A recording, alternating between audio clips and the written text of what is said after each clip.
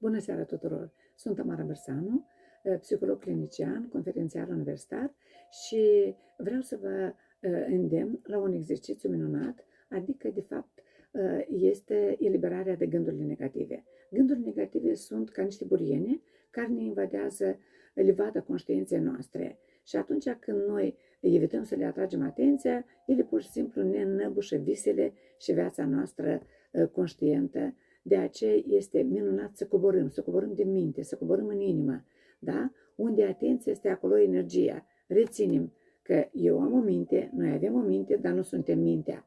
Să evităm să ne identificăm cu mintea. Încă Albert Einstein ne spunea că inima este până casei, mintea este chiriașă. Cu cât mai mult suntem în inimă, cu atât cu atât mai multă energie constructivă avem în psihicul și fizicul nostru. Să fiți sănătoși, ne vedem